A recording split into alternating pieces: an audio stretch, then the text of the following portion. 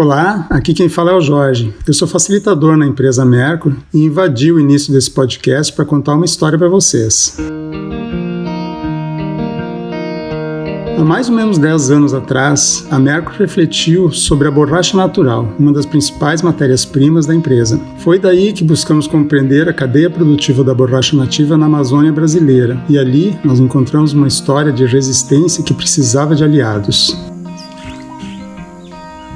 Entre os estados do Pará e Mato Grosso, existe o território do Xingu. São mais de 26 milhões de hectares de áreas protegidas que abrigam uma altíssima diversidade socioambiental, com 2 biomas, Amazônia e Cerrado, e mais de 17 mil pessoas vivendo lá, entre elas 26 povos indígenas e populações extrativistas, com culturas e línguas diferentes, atuando como guardiões desse imenso território. Nesta vasta floresta, existem as seringueiras, árvores que produzem o látex, um líquido branco e leitoso que se transforma em borracha. E a Mercury descobriu que ela poderia voltar a comprar esses insumos desses povos da floresta, como já fazia no passado. Mas por quê? Por que comprar deles? Hoje, se formos traçar um mapa da região amazônica, é possível notar que grande parte da floresta que permanece conservada é onde existe a maior presença de extrativistas. Por isso, eles são chamados de guardiões da floresta. Eles trabalham na extração dos seus materiais sem agredir a mata, respeitando os tempos da natureza e da vida, e cuidando de toda aquela biodiversidade. Esses povos e populações monitoram seus territórios e são os primeiros a avisar as autoridades sobre o avanço das grilagens, do garimpo e do roubo de madeira, entre outras coisas que acontecem por lá. Costumamos dizer que eles são os responsáveis por manter a floresta em pé. Mas tem um problema em tudo isso. Se os extrativistas não tiverem com quem comercializar os produtos que eles coletam na mata, não vão conseguir se manter, tendo que migrar para a cidade. E aí a floresta fica desprotegida, vulnerável ao desmatamento e exploração. A partir do entendimento dessa realidade, a Mercury propôs se aproximar dos povos da floresta para comprar a borracha nativa deles, estabelecendo um modelo de comercialização justo e promovendo a reconstrução da cadeia sustentável da borracha natural. Surge, então, há 10 anos atrás, o projeto Borracha Nativa Mercury. Nesse processo, a empresa encontrou grandes parceiros, o ISA, Imaflora, Borrachas Quirino, a Rede Origens Brasil, entre outros tantos que giram por lá. Nós temos a consciência de que estamos comprando muito mais que borracha. Estamos pagando por um serviço ambiental de conservação das florestas e biodiversidade prestado por esses povos tradicionais. Na verdade, este pagamento é devido por toda a humanidade, sabendo que esses serviços ambientais beneficiam o planeta como um todo. E depois de contar toda essa história, eu convido vocês para continuar com a gente aqui no Papo Mercury, porque tem muitos outros aprendizados nessa caminhada que queremos compartilhar através do olhar de pessoas muito especiais, que são os nossos convidados. E aí, você acha que a indústria pode ajudar a manter a floresta em pé? Olá, ouvintes do Papo Mercury. Eu me chamo Matheus e trabalho aqui na Mercury na área de pesquisa e desenvolvimento há 7 anos. Eu venho acompanhando de pertinho o projeto Borracha Nativa, que é o assunto do Papo Mercury de hoje. Os tradicionais hosts desse podcast, a Cami, o Guga, a Gabi, estão aqui com a gente, nos bastidores. E eles me convidaram para conduzir o papo de hoje, porque esse é um assunto que eu gosto muito. Já deu para a gente conhecer um pouquinho desse assunto com a fala do Jorge. Mas para a gente continuar a conversa, eu vou apresentar então nossos convidados. Patrícia Cota Gomes é gerente de projetos do Imaflora e coordena e articula a Rede Origens Brasil. Ela está com a Mercury desde o início do projeto Borracha Nativa, trocando muitos aprendizados e vivências. Mas a gente quer saber, além do Origens Brasil e do Imaflora, quem é a Patrícia? Oi, pessoal, prazer estar aqui com vocês. Eu sou a Patrícia Gomes, sou engenheira florestal, me formei em Viçosa, Minas Gerais, fiz o meu mestrado lá com manejo de florestas tropicais e assim que eu terminei a minha formação, eu vim trabalhar numa ONG, o Imaflora. É uma organização não governamental, sem fins lucrativos, para as ações e boas práticas de produção florestal e agrícola, visando gerar conservação e benefícios para as pessoas envolvidas.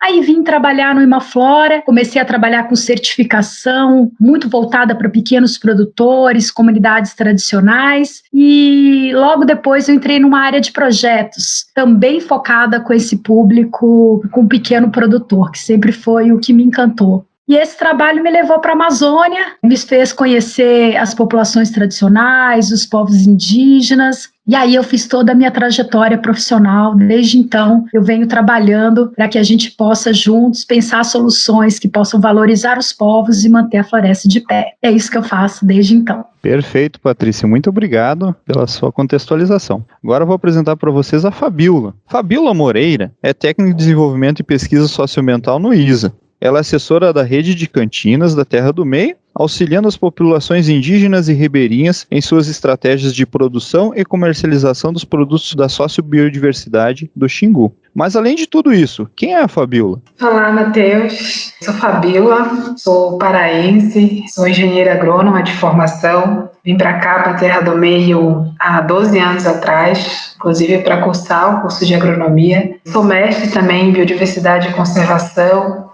Em 2004, eu terminei meu mestrado, onde eu estudei, inclusive, um pouco da diversidade de uso que as populações tradicionais que moram nas reservas extrativistas fazem dos seus espaços, dos seus territórios. Hoje eu sou doutoranda de Geografia e assessoro a rede de cantinas da Terra do Meio desde o início aí do seu surgimento, do seu crescimento, né? E atualmente também divido junto com outro colega a coordenação adjunta do Instituto Socioambiental aqui na Terra do Meio. Perfeito, muito obrigado, Fabíola, pela sua contextualização. Pedro Pereira é cantineiro e mora na localidade do Paulo Afonso, uma comunidade na reserva extrativista do Riozinho do Anfrísio, na Terra do Meio, Pará. O Pedro já coletou látex, é uma matéria-prima para borracha que a gente faz aqui na Merco. Ele faz parte dos povos da floresta, que são o elo mais importante para a gente nessa rede toda, que é o projeto Borracha Nativa. Mas além de tudo isso que eu falei, quem é o Pedro? Bom, boa tarde, sou o Pedro Pereira de Castro, né? Moro na reserva de Rio do Anfrísio, nasci e vivi aqui e praticamente não troco aqui por nenhum local, né? Aqui na floresta a gente é uma tradição das grandes importâncias pra gente, porque aqui meu pai já cortava seringa, meu avô tinha cortado seringa, né? Isso é uma coisa que a gente aprendeu muito, né? E meu pai viveu 85 anos aqui dentro da floresta, né? Nossa, ele se criou aqui também. E a estrada que meu pai cortou, meu avô cortou, meu pai conseguiu cortar e hoje eu consigo cortar a mesma estrada, né? Isso é coisa que a gente tem uma tradição bem importante. A floresta é assim, você consegue sobreviver da floresta mesmo. Tirando borracha, tirando castanha, tirando mesogato, tirando copaíba, né?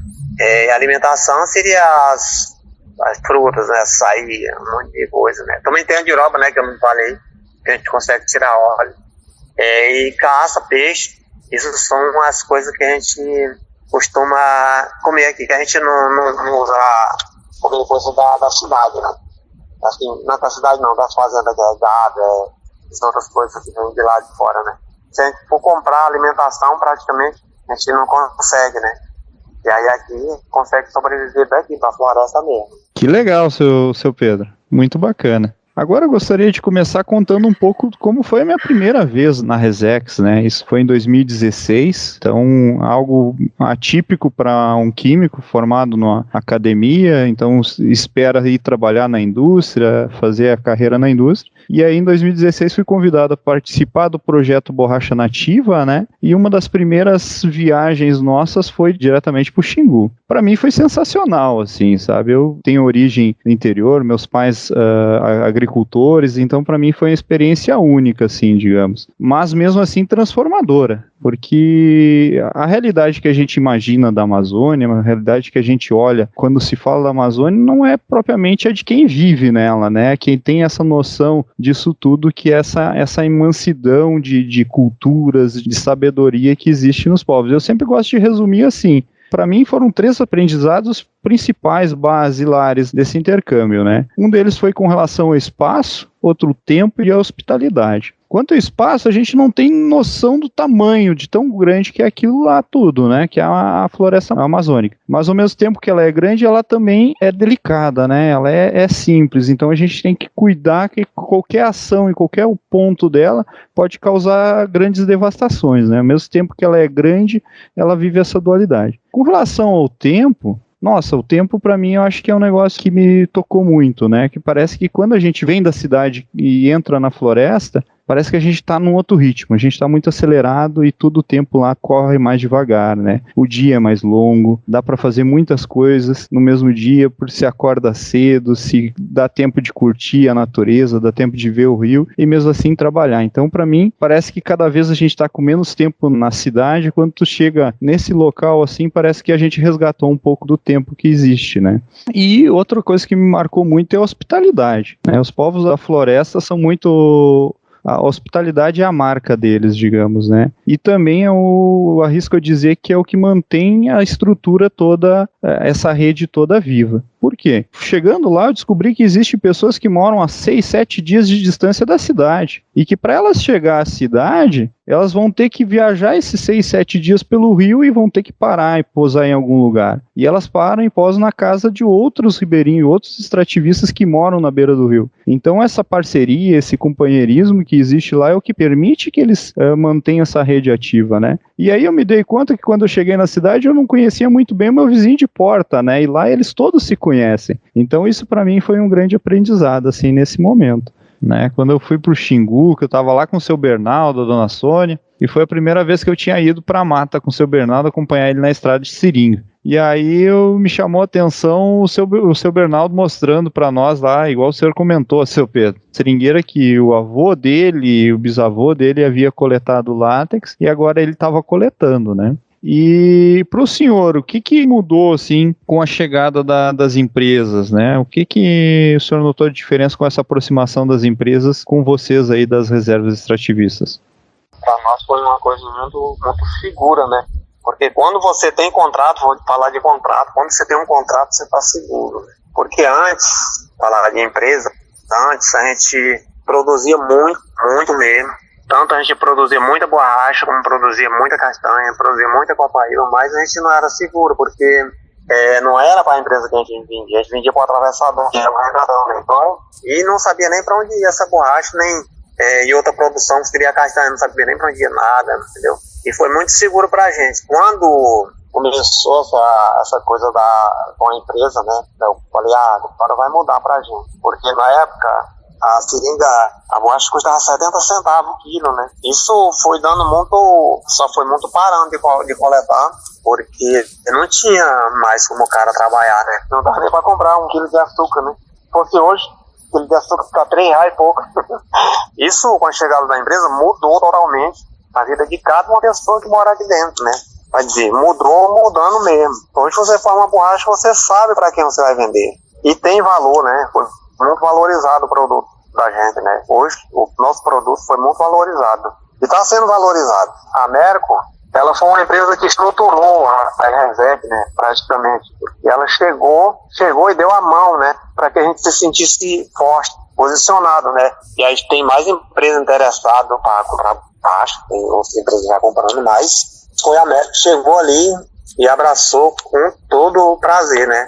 E a gente se sentiu muito seguro nisso. Se sentiu e tá se sentindo, porque o Ailão fechou um contrato aí, a gente tá aí. Toma aí, e o volume de borrachas que a Merco compra é grande, né? Só pra falar um pouco. Mas, então aí, não deixaram a gente ainda, né? Então, esperando que não deixe também. Sempre continue com esse negócio de fazer contrato com a gente, não deixa a gente pra trás, né? Assim. Não se preocupa, seu Pedro, porque a Merco não vai deixar vocês, não. A gente fica muito feliz em fazer parte de toda essa rede e muito obrigado por todo o carinho. A gente tá junto e vai seguir junto nessa. Vamos dar valor, seringueiro, vamos dar valor a esta nação.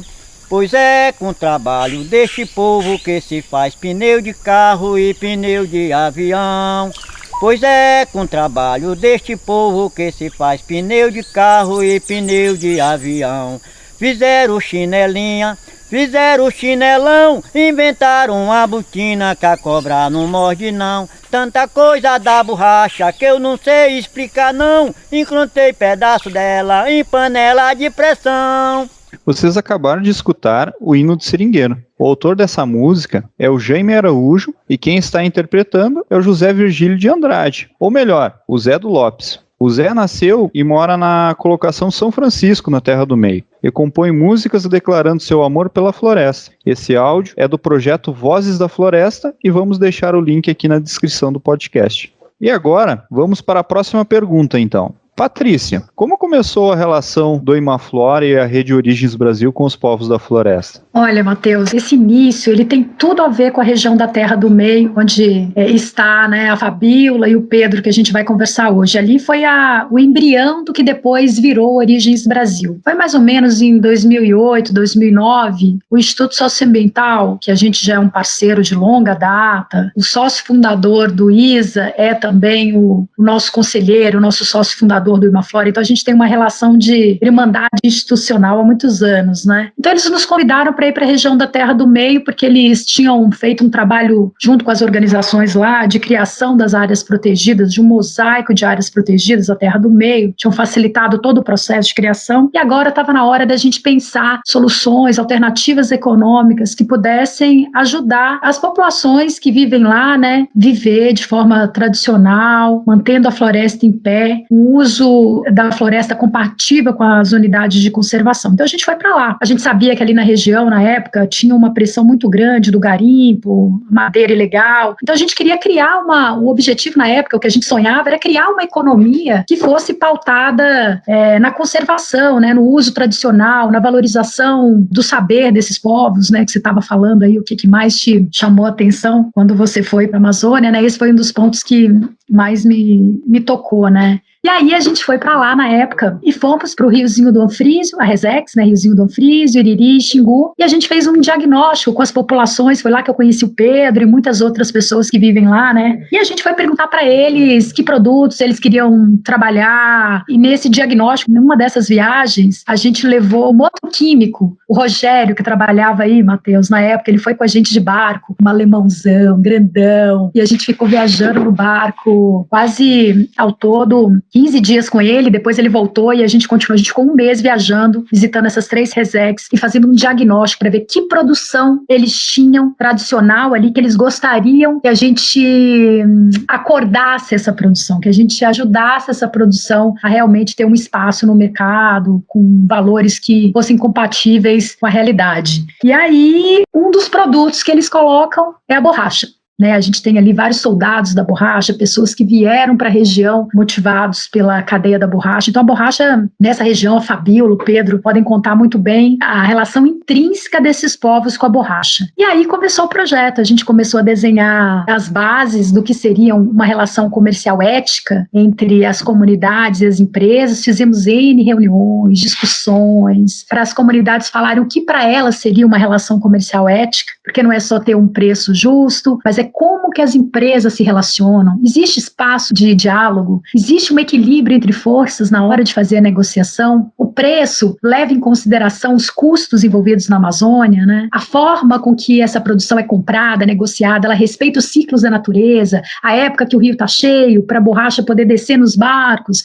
A gente foi pilotando e a gente foi desenhando o que seria uma relação comercial ética entre a empresa e a comunidade, né? As comunidades tiveram a oportunidade de visitar a Mercur, conhecer. Depois, várias pessoas da Mercur tiveram a oportunidade de fazer essa imersão ali nas reservas, e dali a gente percebeu que a gente estava pilotando alguma coisa que poderia servir para outras regiões, não só ali para a região da Terra do Meio, mas para o Xingu como um todo.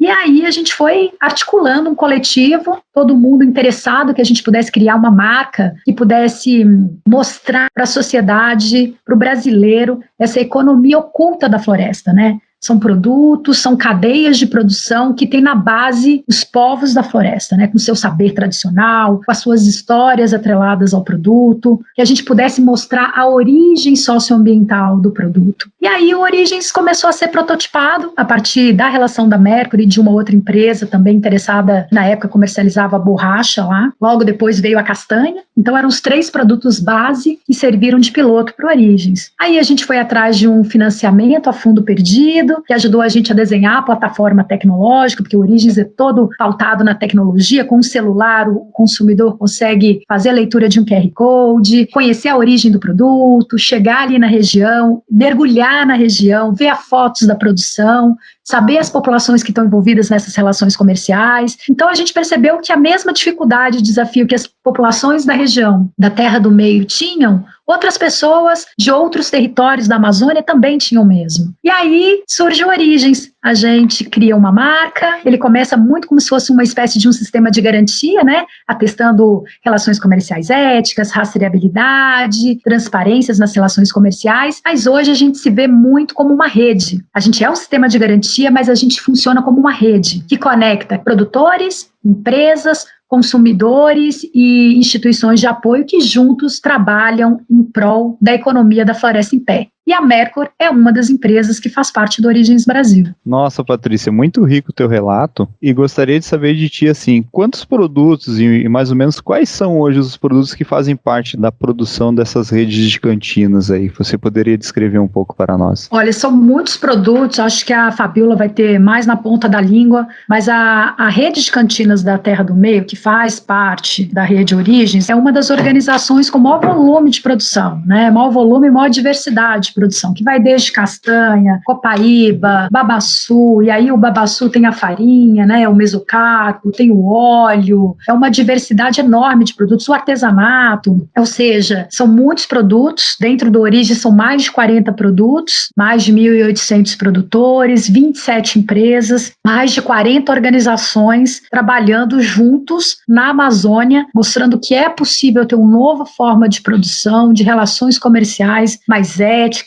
novas formas de fazer negócios, né? Pautado em princípios de transparência, de ética, de responsabilidade. Então a gente acha que é uma nova forma de se fazer negócio, né? Perfeito, muito bom tudo isso que você falou, dá para ter uma noção de todo o trabalho que é envolvido nesse contato com os extrativistas, nessa criação da rede, né, de produtos, da sociobiodiversidade, e isso tudo a gente nota o resultado na realidade para os extrativistas, o quanto faz a diferença para eles. Agora eu gostaria de rodar um pouco o assunto e passar para a Fabiola. Fabiola, como começou tudo isso para ti? A sua relação com o ISA e com os povos da floresta, como foi isso? Então, a minha história começa em 2012, né? Quando eu entrei no ISA, né? O ISA, para quem não sabe, é uma organização também da sociedade civil brasileira, sem fins lucrativos, e um dos principais objetivos do ISA, né, é propor soluções de forma integrada às questões sociais, ambientais,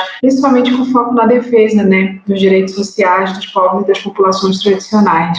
Em 2012, eu fui convidada a trabalhar no ISA, eu entrei como estagiária, eu ainda era graduanda em agronomia, e eu entrei assim, eu entrei num dia, no outro dia eu já estava indo para o Riozinho do Anfrísio. Eu lembro que quando eu cheguei no Riozinho do Anfrísio, depois de uns 3 dias de viagem aí pelo rio, eu conheci, no primeiro dia dentro do Riozinho do Anfrísio, eu conheci o Pedro Pereira. Foi quando começou assim a minha história, né, dentro do ISA, eu falo, né, que foi uma das viagens mais impactantes, não só por ser a primeira, mas de tudo que eu pude aprender naquela única viagem, né. É uma coisa que me marcou muito naquela viagem ao Riozinho do Anfrísio e que me fez compreender muito a importância do trabalho do ISA, do trabalho do Imaflora, do trabalho de várias outras organizações e a importância das parcerias comerciais também nesse território, foi ver que todos os dias, depois de longas conversas com uma empresa que estava visitando, né, aquela Resex, todos os dias à noite o Pedro Pereira, que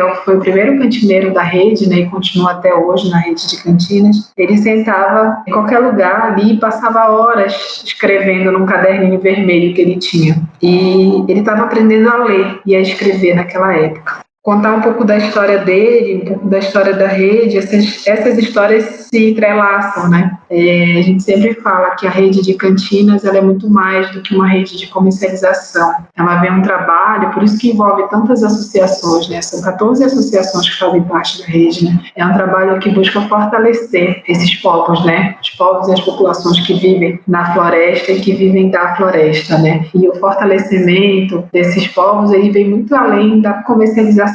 Ele vem também do fortalecimento dos seus direitos, da educação, da saúde. Eu lembro que quando eu entrei no ISA, a amplitude desse trabalho foi o que mais me impactou. Então, há 3 anos, eu assessoro diretamente a rede de cantinas da Terra do Meio, né? Também assumi, nesse período, um papel dentro do que a gente chama de centralidade da rede, assumi das relações com as empresas, representando essa rede em vários momentos de comercialização. E essa rede, ela cresceu muito, né? E eu pude acompanhar porque foi o meu desenvolvimento também dentro do ISA, né? Então, hoje a rede, ela já é composta por 27 cantinas, por 8 mini-usinas de processamento de produtos florestais não madeireiros e envolvem 5 povos indígenas aqui da Terra do Meio, 3 reservas extrativistas, que é a reserva do Riozinho do Frise, do Ririri, do Rio Xingu, e uma associação agroextrativista. Essa rede, ela está numa área de mais de 8 milhões de hectares de áreas protegidas, né? Como eu falei anteriormente, né? A sua importância, ela vem muito mais do que a questão comercial, né? Eu lembro que uma das coisas que mais me marcou também, falando um pouco da importância da rede de cantinas, foi na Semana de Extrativismo, há 4 anos atrás, se eu não me engano, foi quando aconteceu uma das coisas que mais marcou todos nós, né? Que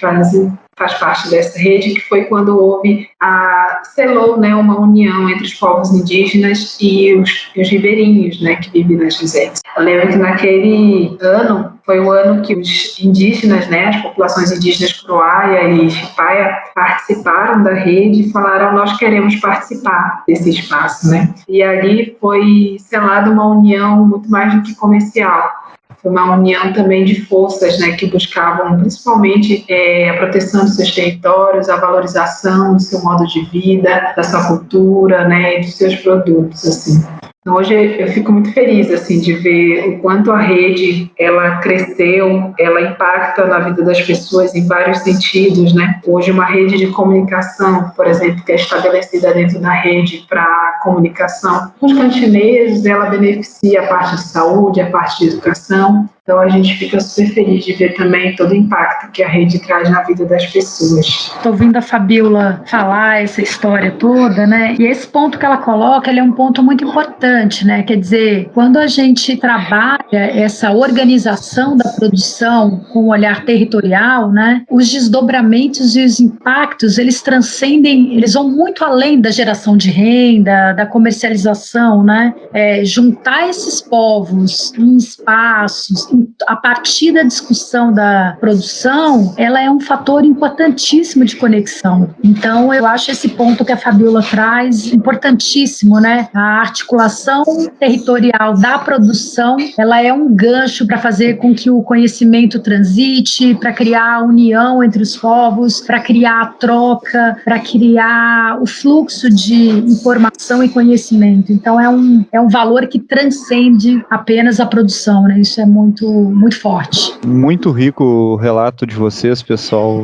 A gente que vive isso acaba vendo na fala de vocês que é muito mais do que simplesmente produção, né? Mas é algo como tu enxergar a floresta como um todo, enxergar as pessoas que vivem dela e com ela, né? E como conecta esses desafios, né? Porque são regiões, às vezes, distantes geograficamente, mas com os mesmos desafios. Riquíssimo essa fala de vocês. E eu gostaria, só para complementar para o pessoal que está nos ouvindo, se Fabíola poderia nos explicar o que são cantinas e como elas funcionam? Então, Matheus, acho que as cantinas, ela vem resgatar também um pouco da história, né, dos seringueiros aqui na Amazônia.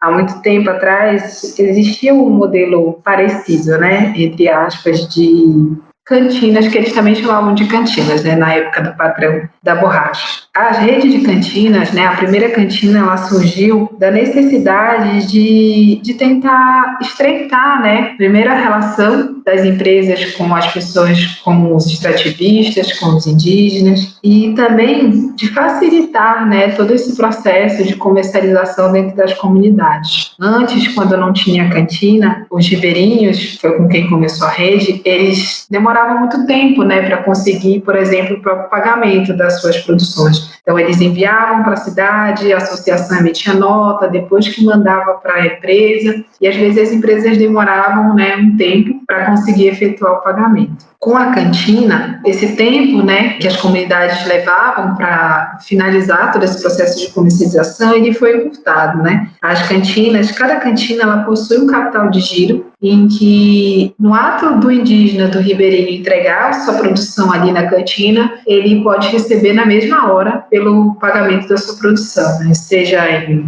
produtos de primeira necessidade que tem nas cantinas, ou em combustível, ou em próprio dinheiro, né? Uma coisa muito importante que foi estabelecido com essa rede, com todos esses espaços que a rede foi criando, desde a Semana de Extrativismo, desde o Encontro dos Cantineiros, foi também buscar, né, empresas principalmente, que buscassem principalmente promover aquela economia deles, né, uma economia de base florestal, e buscar também relações onde o respeito ao modo de vida tradicional dessas populações também fosse algo que tivesse como primeira ordem nessas relações, né? E principalmente, por meio da rede de cantinas, eles buscavam também a buscam, né, a valorização dessa economia de base florestal e que busca principalmente promover essa floresta em pé. A gente fala que são os produtos florestais não madeireiros.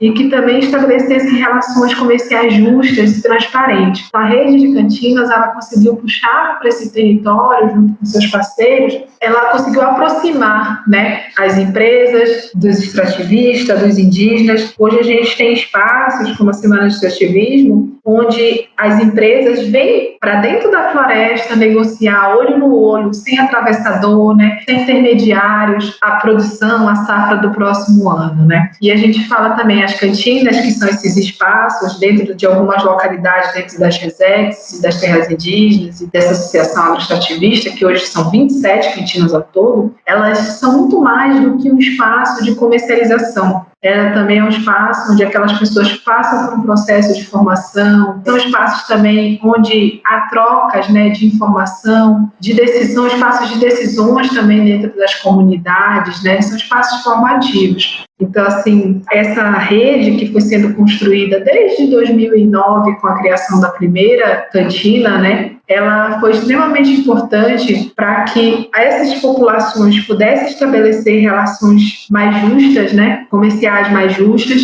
e principalmente mais transparentes também. Perfeito, muito obrigado. Completíssima a resposta.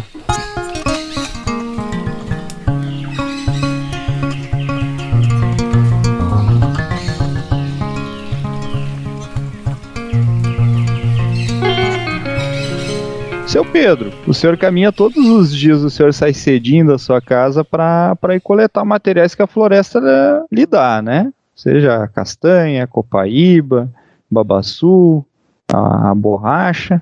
E o senhor já viu falar alguma vez sobre guardiões da floresta? O que é isso para o senhor? Pois é, eu acho que o guardião da floresta seria a gente mesmo, né? Porque a gente que está na floresta, a gente que coleta, a gente que está lidando com a floresta diariamente. Mas eu acho que o guardião da floresta seria a gente mesmo, porque a gente que lidar com a floresta, a gente que colhe comida e tudo da floresta, né? Tanto vai ser suco, produção, né? Tudo enquanto é extraído daqui, né? Então acho que somos nós, os guardiões da floresta. Perfeito, perfeito, é isso mesmo, a gente também considera vocês guardiões, porque estão todos os dias caminhando no meio da mata, cuidando. Se chegar alguém aí para derrubar a mata, para garimpar alguma coisa, vocês vão ser os primeiros a denunciar, né? Isso, se a gente for colocar na ponta do lápis, são pessoas que estão fazendo um patrulhamento em toda a floresta amazônica e ninguém olha para isso, né? Todo mundo fala que falta patrulhamento, mas na verdade a gente já tem vocês que estão todos os dias patrulhando as nossas florestas. Então, como é que a gente valoriza cada vez mais esse trabalho? Agora nós já descrevemos um pouco das redes de cantinas e até mesmo as relações entre indígenas e extrativistas que ocorrem na terra no meio, nas reservas extrativistas. Agora nós vamos passando para cada um falar um pouco dos seus aprendizados que foram tidos nessa relação com os povos da floresta, né? E eu começo contando um relato meu. Um dos aprendizados assim, que mais me tocou foi na minha primeira vez que eu fui em uma estrada de seringa com o seu Bernardo. Nós fomos lá na Resex do Chile, Xingu. Então saímos cedinho da manhã, o seu Bernardo levando os equipamentos dele para extrair látex, e nós fomos percorrer a estrada de seringa e eu me deparei com árvores gigantescas, né? Eu sempre via fotos de seringais cultivados, que eram seringueiras menores, né? E via árvores centenárias no meio da floresta. E o seu Bernardo mostrando algumas marcas de colheita de látex, né, de coleta de látex, e ele relatando que essas marcas vinham desde o avô dele ou do bisavô dele, né, desde a época da guerra, que eles chamavam, né, do soldado da borracha. E aí eu me deparei com o seguinte questionamento: gente, aquela seringueira que está ali, ela já alimentou a família do avô do seu Bernardo, ela já alimentou a família do pai dele e agora segue alimentando ele, provavelmente o neto e o bisneto e assim por diante, né? Então são seringueiras ali que estão há mais de 70 anos dando frutos, digamos, né? E esse frutos é na base do látex, né? Então isso me chamou muita atenção, foi um aprendizado que eu tive com ele, assim,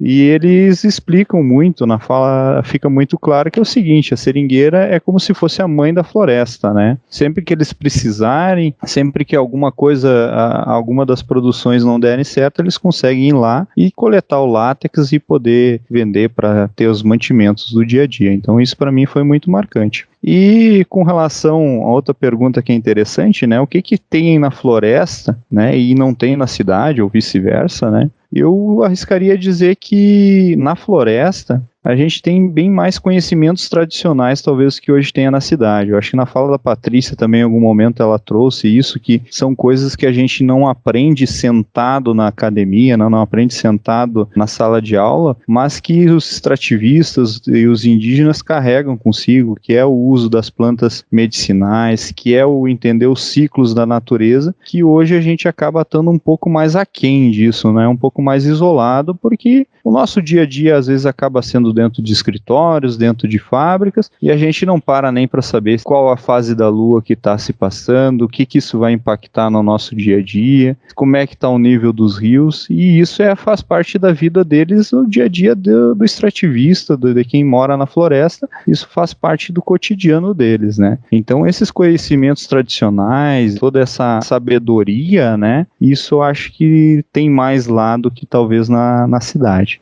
E aí eu gostaria de passar essa pergunta para você, Patrícia. O que você acha que tem na floresta e que não tem na cidade? Ou vice-versa, o que teria na cidade que não tem na floresta? Olha, Matheus, são tantos aprendizados ao longo desses anos, né? Eu tinha um sonho, assim, de trabalhar na Amazônia, sim, desde que eu comecei a fazer a faculdade. E quando eu fui, o primeiro lugar que eu fui para o Acre. E entre o Acre e o Amapá, fiz uma viagem que eu fui para o Acre, depois eu fui para o Amapá, na mesma viagem. E eu fui para conhecer uma área de produção dentro de um projeto de assentamento agroextrativista, e eu fui parar na família dos primos do Chico Mendes, né? E ali é pura história, né? E aí primeiro lugar que eu caí foi ali, fui andar com eles na mata, eles foram me contando todas as histórias da luta pela criação da primeira reserva extrativista no Brasil, toda a luta, né,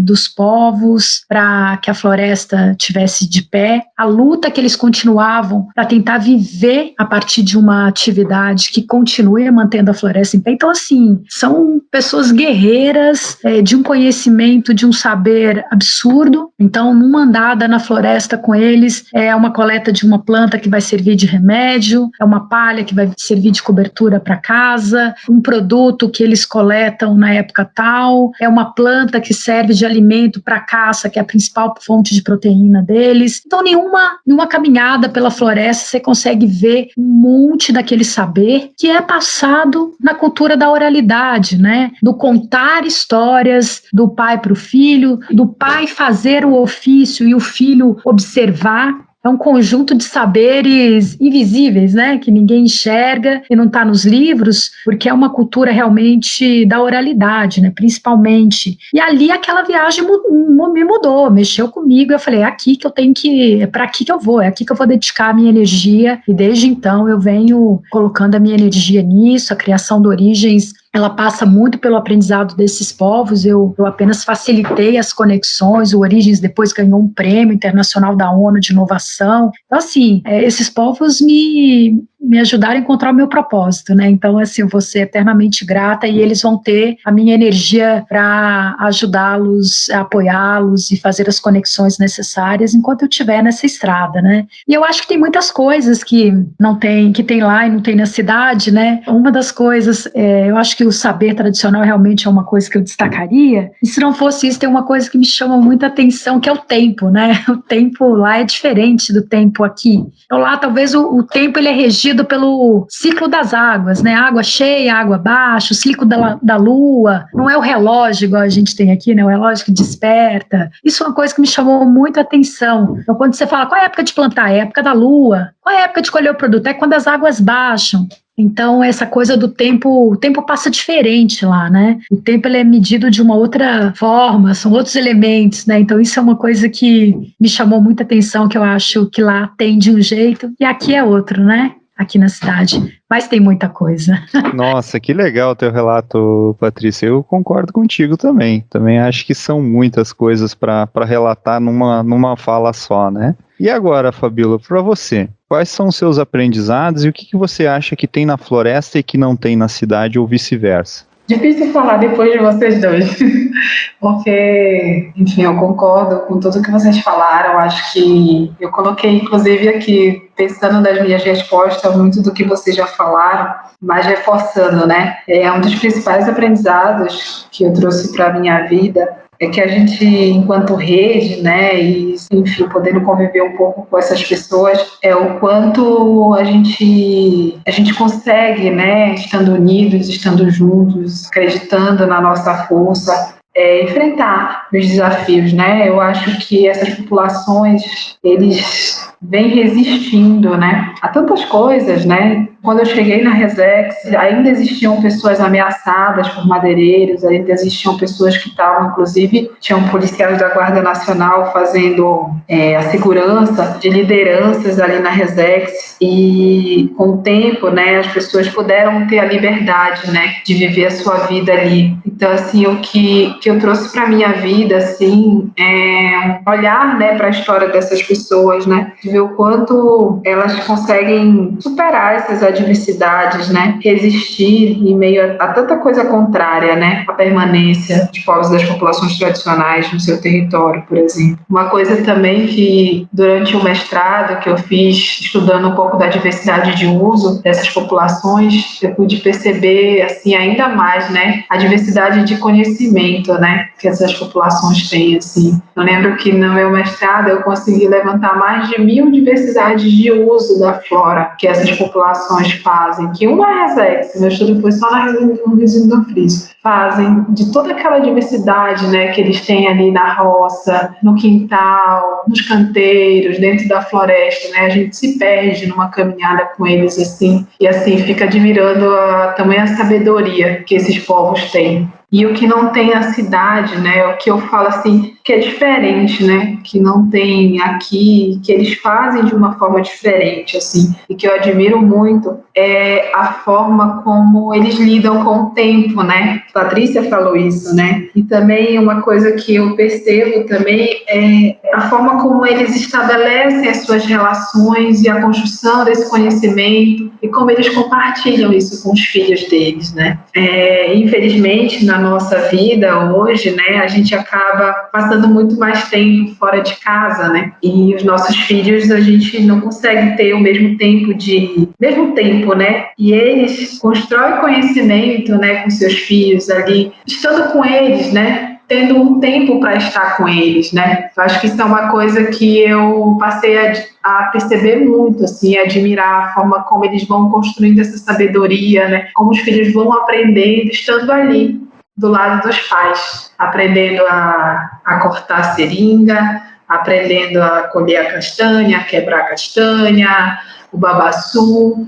Então, assim, a forma como eles constroem e valorizam os seus conhecimentos, né, na própria formação dos seus filhos. Isso é algo que eu admiro muito e que eu vejo que a gente na cidade não tem, assim, não consegue ter essa valorização desse tempo que eles têm e como isso é extremamente importante, né? Até para a reprodução dos modos de vida dessas populações. Matheus, aí eu de novo completando aqui, a Fabiola falar, vai me vindo um monte de coisa aqui. Ela falou um negócio. Não, porque ela falou um negócio que foi muito bacana, que tem a ver com a cadeia da borracha. Eu lembro quando a gente chegou lá na região, e aí os mais velhos falaram naquele diagnóstico lá que a borracha era o produto que eles queriam retomar, mais queriam retomar, e a gente falou, meu Deus, como é difícil retomar a cadeia da borracha, um produto que é uma commodity, que a maioria da borracha consumida é a borracha plantada. Como que a gente vai fazer para retomar isso? Aí a Mercor começou a fazer as primeiras compras, ainda no sentido de começar a ativar novamente os seringais que estavam fechados e tal. E aí eu lembro que na época a gente se deu conta que já tinha uma geração que não sabia mais cortar a seringa, porque tem um trabalho sofisticado de fazer o corte na seringa, porque se você fizer ela muito forte, você vai matar a árvore. Então tem uma mão, tem uma delicadeza no corte, tem uma técnica no corte, e a gente percebeu que tinha uma geração que já não sabia mais cortar. Então, quer dizer, olha a relação que tem essa coisa do saber tradicional com a produção. Eles só vão passar esse conhecimento para os seus filhos se aquela produção estiver ativa. Se existe um mercado para aquela produção, aí sim o saber tradicional, a forma de cortar, a forma de abrir um seringal, a forma de fazer a coleta vai sim ser transmitida para a próxima geração. E hoje o que a gente vê é que desde essa parceria que começou lá em 2009, você já tem uma geração mais jovem que já sabe novamente fazer o trabalho. Então, eu tentei fazer o link aqui de como a valorização desses produtos, né, seja pelo consumidor, seja pelas empresas que consomem ativos da biodiversidade brasileira, como eles são fundamentais não só para abastecer a sua cadeia de suprimento, mas de forma responsável, né? Mas ela é fundamental para que a gente consiga fazer com que esses saberes, que são únicos, sejam e continuem sendo transmitidos de geração para geração. Eu acho isso realmente incrível, que foi uma coisa que eu vivenciei lá na região da Terra do Meio. Que bonito o relato de vocês, parabéns. Seu Pedro, e agora uma pergunta que o senhor já viajou, né? O senhor já veio aqui para o Rio Grande do Sul, já foi a São Paulo. O que o senhor nota que, por exemplo, tem aí na floresta e que não tem na cidade, seu Pedro? Ou vice-versa? O que tem na cidade que o senhor nota que não existe na floresta? Bastante coisa, né? Tem uma variedade de coisas que você tem que ver aí que não tem aqui, né? Mas em outro momento, o que me chamou mais a atenção, assim, na cidade grande, né, que eu cheguei lá, fiquei até olhando pro tempo, assim, falei, meu Deus, mas como é que acontece? Eu pensei que era eu que andava correndo contra o tempo, e o pessoal, que todo mundo quer empregar, tá correndo contra o tempo, né. Eu tive em São Paulo, né, eu fui aí no Rio Grande do Sul, e o pessoal todo mundo rápido, mas um rápido, assim, que não tava muito correndo. Nós fomos atravessar a rua, os caras estavam igual correndo, eu falei, meu Deus, na mata os caras andam devagar, e aí a gente anda muito rápido na mata, e esses caras aqui na cidade andam todo mundo correndo, todo mundo é empregado, por que anda correndo? Eu peguei em São Paulo, rapaz, pra mim acompanhar um cara daquele ali deu trabalho. Falei, meu Deus, mas vocês só andam correndo, o que é isso, né? Aí os caras estão falando, não, porque a gente não pode perder o horário, né? O pessoal tá todo mundo correndo a troca do relógio, né? O cara sabe que não pode perder o ponto daquela hora. Outros viajam hora de carro, tem engarrafamento, um monte de coisa. Eu falei, rapaz, a coisa é complicada. Mas é isso, né? A gente vê muita coisa assim que não tem na floresta, que tem na cidade, mas tem muita coisa que tem aqui que não tem na cidade, né? Que legal esse seu depoimento, seu Pedro, muito bacana. E até para quem está nos ouvindo, assim, para saber mais, que às vezes pensa que o pessoal da floresta está muito isolado, né? Acaba pensando que, o pessoal que mora aí, o senhor, por exemplo, em épocas mais difíceis de transitar pelo rio, o senhor leva 2-3 dias para chegar na cidade, certo, seu Pedro? Então, acha que a comunicação com vocês hoje é difícil, né? Se o pessoal souber que hoje a gente gente está falando com o senhor por internet, então o senhor tem um ponto de internet aí na sua casa, o senhor está conseguindo conversar conosco de forma online, né? E da mesma forma, quando não tinha internet ainda, o senhor já te expunha, né, por parte da organização, por parte das redes de cantina, o senhor já tinha um rádio amador que o senhor conseguia conversar com a cidade, o senhor conseguia trocar informações necessárias nesse momento, correto? Isso, com certeza. Não é na minha casa, é na comunidade. A comunidade pra cá da minha casa dá uns 20 minutos a chegar aqui. Aí aqui é onde tem um posto de saúde, escola e uma casinha, professor. Aí tem um ponto de internet aqui, tem um telefone, mas não tá funcionando, né? Mas tem um telefone também, um Urião colocaram aqui, mas acho que não sei o que deu. Não tá bom, mas com certeza quando o pessoal vir dar uma olhada vai ficar bom. Vai ficar mais melhor. Ah, que interessante. Eu, aqui na floresta, eu consigo, por acaso, se eu quiser quebrar castanha hoje, eu vou quebrar castanha. Se eu não quiser, eu fico em casa. Ou vou tirar um açaí, ou cortar uma seringa, né? Ou vou tirar uma copaíba. Então eu tenho uma liberdade que praticamente o pessoal da cidade não tem essa mesma liberdade que eu tenho. E quem é empregado na cidade anda correndo, que nem eu falei, pra poder chegar no horário certo pra não perder o emprego, né? Deu graça. Verdade, seu Pedro. Muito legal a sua análise, a sua ponderação, perfeito, né? Eu acho que o senhor conseguiu traçar um paralelo entre as duas realidades, aí vocês vivem bem mais o tempo da natureza, né? E hoje aqui a gente ainda vive mais um tempo da indústria, dos escritórios, né? E esse paralelo. Quem sabe algum dia a gente não consegue se espelhar em vocês aí, tem um tempo mais da natureza aqui dentro da cidade, né?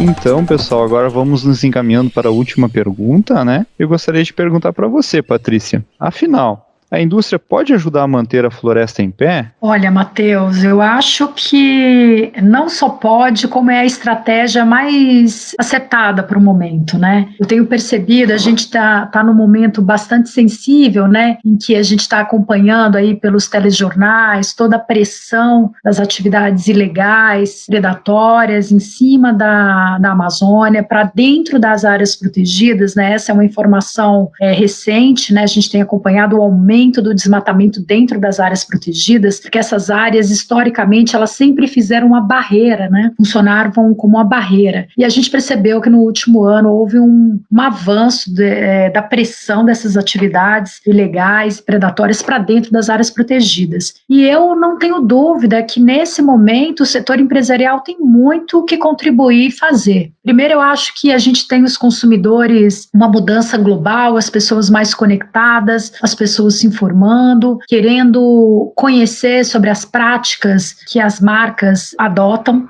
saber se essas empresas têm passivos nas suas cadeias. Então, eu acho que esse é um movimento meio sem volta, né? Eu estou no Imaflora há muitos anos, desde o começo a gente trabalha muito para envolver o setor empresarial nessa mudança. A gente acredita que o setor empresarial ele é uma engrenagem muito importante na produção aliada com conservação. Quando eu entrei no Imaflora, 20 anos atrás, a dúvida era, é possível produzir conservando e ao mesmo tempo ser economicamente viável? Essa era a pergunta da época, né? E hoje a gente tem empresas aí que têm a sustentabilidade incorporada na sua estrutura, no DNA, e outras empresas que ainda estão no processo de aprendizagem, né? Então eu não tenho dúvida que as empresas têm uma contribuição grande nas cadeias, elas precisam entender que a gente está num momento em que as coisas estão muito conectadas, o que a ação de uma pessoa, de uma empresa no Sudeste, ela tem tudo a ver com o impacto na Amazônia, com a manutenção da floresta em pé, com o regime de chuvas. Eu não tenho dúvida, e mais do que nunca, esse é o momento crucial que eu acho que as empresas precisam se engajar para que tenham suas cadeias de suprimentos responsáveis, para que dê transparência para os seus consumidores, para que eles conheçam as origens dos seus produtos, para que eles conheçam as formas como essas relações são praticadas, porque eu acredito que no futuro muito próximo o consumidor vai eleger as marcas de preferência que estão alinhadas e conectadas com o mundo mais justo, mais ético, né?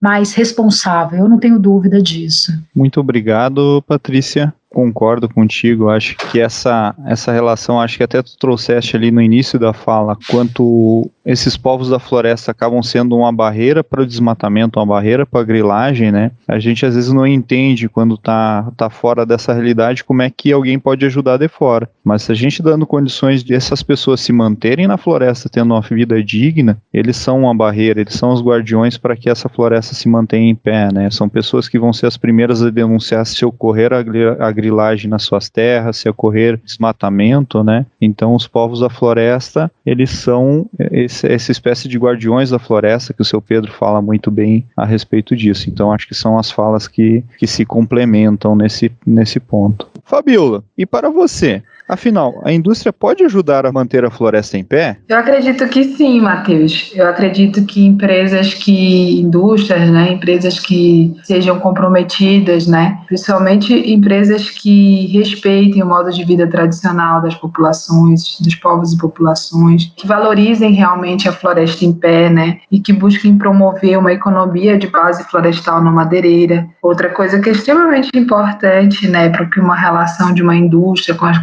os povos e populações ela dê certo, é que essa relação também que essas relações comerciais sejam justas e transparentes, né? Eu acho que a indústria sim pode ajudar a floresta, né, a se manter em pé, se ela tem como base principal, né, esses 4 princípios, né. A Merco, em 2010, foi a primeira empresa que estabeleceu uma relação comercial, né, uma parceria, na verdade, que a gente chama, né, comercial de longo prazo, aqui na Terra do Meio, né, para compra de borracha, né, dos beiradeiros da Resex. O látex, ele era um produto muito extraído aqui na região, né, só que desde meados da década de 90, devido à queda do preço do mercado, né, impulsionada principalmente pela borracha asiática, as pessoas foram se desestimulando, né, a cortar a seringa, os preços chegaram a preços muito baixos, e a Merco chegou em 2010 pagando 3, 4 vezes a mais, né, porque começou a buscar entender, né, a importância, né, e o valor que esse produto tinha agregado, né. Então, assim, a Merco é uma dessas empresas que a gente sempre tem como referência, porque ela busca, né, olhar para esses princípios, né. A Merco sempre estabeleceu uma relação de transparência com as comunidades, tentou estabelecer sempre relações justas também. Eu acho que isso fez toda a diferença nessa relação que já dura 10 anos, né? 11 anos indo agora, né? Então, eu acredito que sim. Outra coisa que eu acho extremamente importante nessa relação das indústrias, do comércio com as populações tradicionais e com os povos da floresta, até para a manutenção da sua vida nos seus territórios, é que essas relações, elas também sejam além de uma questão de compra, né? A Merco é um exemplo disso para a gente também, né? É uma empresa que tem buscado desenvolver produtos junto às comunidades, respeitando, né, o modo de vida dessas pessoas, desenvolvendo novas tecnologias, novos produtos, né, como foi o caso da manta de borracha aqui na Terra do Meio, os tecidos encauchados, né, Matheus? Você que participou, inclusive, desse processo. Então, assim, a gente acha que as indústrias, elas têm que começar a olhar para essas populações, para esses territórios, muito mais do que espaços que eles vão apenas retirar uma matéria-prima, mas que eles busquem realmente estabelecer uma relação justa, transparente, uma parceria mesmo com os povos e as populações da floresta. Que legal, eu também concordo com o teu ponto de vista. Eu acho que essa relação entre comunidades extrativistas e empresas, ela só vem a contribuir, né? Ela só vem a criar valor para ambos os lados. E, seu Pedro, como é que o senhor acha que a indústria pode ajudar a floresta a se manter em pé? Valorizando mais tá valorizando o nosso produto, né? Mas valorizando mais o nosso produto e ajudando com tecnologia. Também tivesse assim um capital, né? Tivesse um capital para quando a gente tivesse a auxiliar de novo as cantinas, né? Também empresas pressionando o governo para que eles dêem uma olhada, né? Mais para a Resec, porque o governo praticamente ele não faz o papel dele, né? De dizer, não, eu tô aqui, eu tô atento, né? Essas são as coisas que só a gente falando talvez não chegue nos ouvidos do governo, que deixa a gente muito seguro se fizer, né? Muito legal sua fala, seu Pedro. Acho que isso que o senhor falou e que a Patrícia e a Fabíola falaram também pode servir de inspiração para nós, como empresas, para a gente estar sempre atento e fazer a nossa parte, para a gente manter a floresta em pé e incentivar formas de negócios sustentáveis com as populações da floresta. E agora, pessoal, chegou o nosso momento de check-out, ou seja, estamos indo para o final do podcast. Eu gostaria de saber de vocês, o que acharam do bate-papo? Se vocês quiserem falar algo que não deu para falar ao longo do podcast, agora é a hora.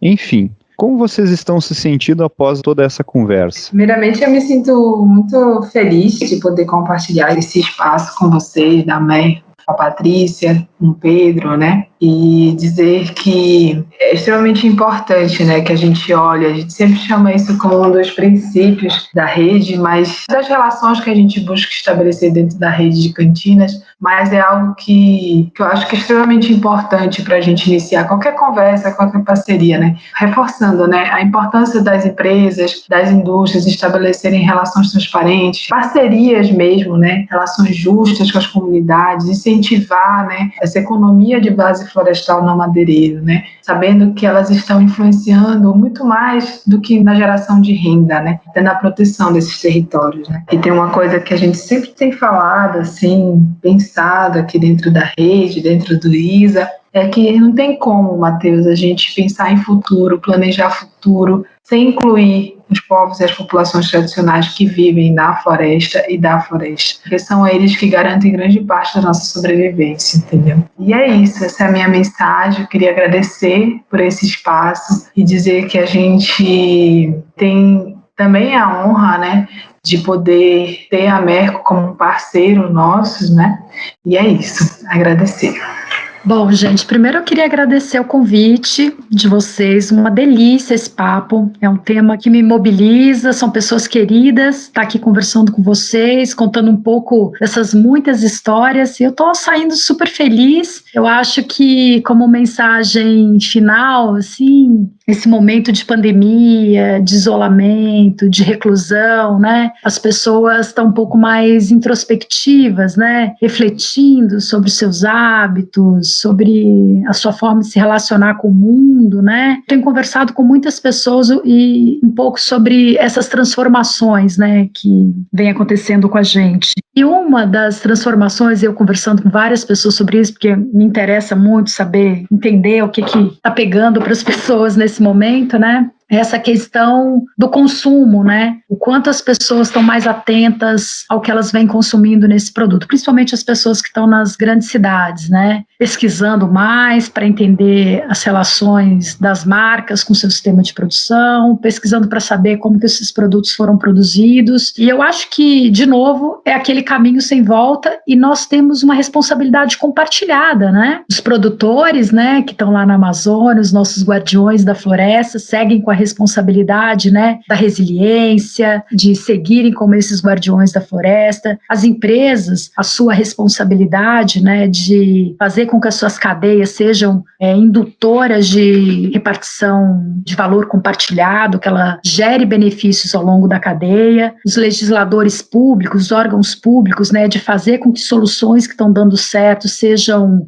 escalonadas. E nós, consumidores, né, que possamos fazer as nossas escolhas e impulsionar essas cadeias do bem, digamos assim, né? Cadeias responsáveis, éticas e transparentes. O que a gente tem a ver com a Amazônia? A gente tem tudo. O seu prato de comida, o que você escolhe colocar no prato, o produto que você escolhe na prateleira, ela tem tudo a ver com a Amazônia. A gente pode estar contribuindo para que a floresta siga de pé ou para que a floresta seja convertida. Então, eu acho que o meu único comentário final é isso, a gente aproveitar esse momento para estar mais consciente das nossas escolhas, das nossas ações, do nosso consumo.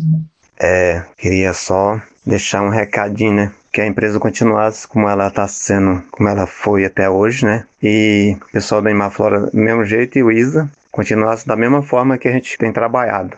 E um recado em geral seria o seguinte para o futuro, entendeu? O que eu preciso que tanto a empresa como o ISA ou a Imaflora tentasse colocar um projeto, né, de pesquisa, né? Para que a gente continue mantendo as coisas, mas com a pesquisa para que tivesse outros produtos, né? Porque na floresta tem muita produção, entendeu? Então, isso é que eu gostaria de deixar, tanto para as empresas como para outras instituições, né? Que pudesse fazer isso. Colocasse um projeto para que tivesse umas pesquisas para a gente achar outros modelos de produto para que a gente tivesse mais, que a gente tem diversidade de produção, mas para isso eu gostaria de deixar esse recado aí para todo mundo, instituições, quem ouvir aí o recado, né, para que a gente continue trabalhando tranquilo e ajudando também a preservar, né, a natureza, porque sem essa floresta a gente não vai conseguir sobreviver, né. Então, por isso, gostaria de deixar esse recado aí. As instituições que eu vi, tanto o que eu gostaria também que o CMBio participasse da ouvidoria, né, para que eles trabalhem mais nesse sentido, para que a floresta não seja derribada. Muito obrigado e até a próxima. Qualquer dúvida pode falar comigo. Que legal, gente. Seu Pedro, Fabíola e Patrícia. Nós agradecemos muito pela participação de vocês no podcast e por compartilharem tantas vivências e aprendizados com a gente. Muito obrigado. Então é isso, pessoal. Ouvintes do Papo Merco. Se vocês tiverem alguma dúvida, tiverem críticas ou sugestões ou elogios, é só chamar a Mercur nas redes sociais ou enviar um e-mail para papo@mercur.com.br. Estamos sempre abertos para conversar. Esperamos que vocês tenham gostado desse Papo Merco com vozes diferentes. Tchau, tchau.